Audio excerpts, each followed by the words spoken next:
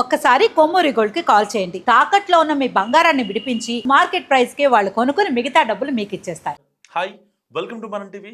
మనం ఉన్నది మన కోసం. నేను మీ మనోజ్. సంగారెడ్డి జిల్లాలో డబుల్ మర్డర్ కేసు కలకలం రేపుతోంది. సో వివాహిత చంద్రకళ అనే ఆవిడకి ఆల్రెడీ రేవంత్ అనే ఒక కొడుకున్నాడు. సో ఎక్కడి నుంచి వచ్చిందో తెలీదు.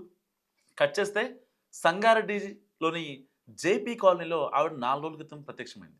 గతంలోనే చంద్రకళకు పరిచయమైనటువంటి శివరాజ్ అనే వ్యక్తితో ఈవిడ ఒక రూమ్ తీసుకొని అక్కడే నివాసం ఉంటుంది. సో గత కొన్ని రోజులుగా శివరాజ్ తాగి వచ్చి ఇబ్బంది పెడుతున్నాడు.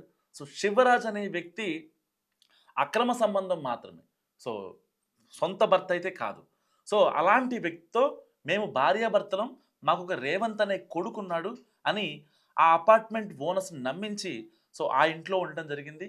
దాని తర్వాత ప్రతిరోజు శివరాజ్ తాగి వచ్చి ఈ స్పాన్ ఆఫ్ 1 వీక్ గ్యాప్లోనే, సో ఈ గ్యాప్లోనే ప్రతిరోజు తాగి వచ్చి చంద్రకళని ఇబ్బంది పెట్టడంతో చంద్రకళ సంగారెడ్డి పోలీసులకి ఫిర్యాదు చేసింది.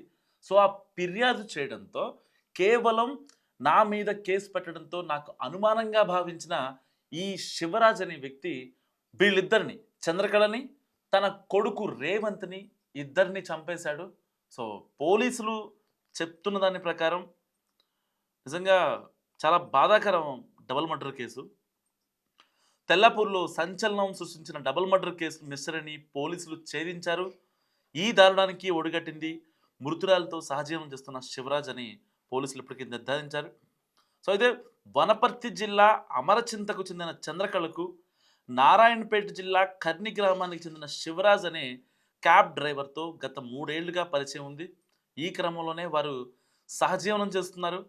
చంద్రకళ ఎక్కడి నుంచి వచ్చిందో తెలియదు కానీ 4 రోజుల క్రితమే తన 13 ఏళ్ల కుమారుడితో కలిసి, రేవంత్తో కలిసి 4 రోజుల క్రితమే తెల్లాపూర్లోని జేపీ కాలనీకి చేరుకుంది.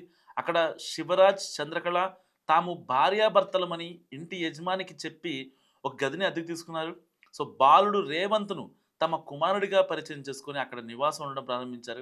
అయితే వీరి మధ్య గత కొంతకాలంగా గొడవలు జరుగుతున్నాయి.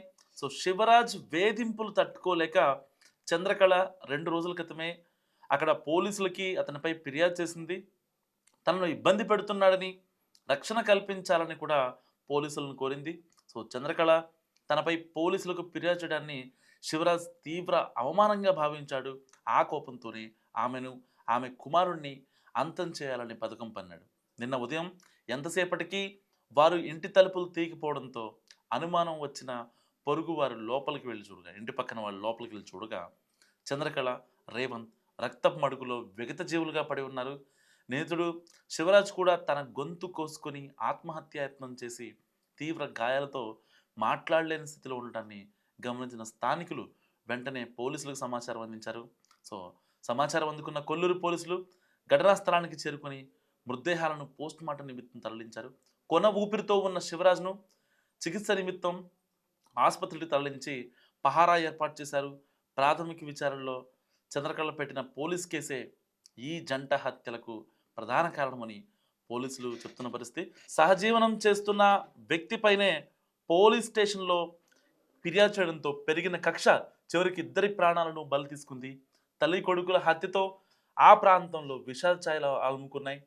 నిందితుడు శివరాజ్ కోలుకున్న తర్వాత అతని నుంచి మరిన్ని వివరాలు సేకరించి కోర్టులో హాజరుపరుస్తామని కూడా పోలీసులు చెప్తున్న పరిస్థితి. సో ఈ డబుల్ మర్డర్ గురించి మీరేమనుకుంటున్నారో మస్ట్ కామెంట్ చేయండి. చూస్తున్నాండి మనం టీవీ.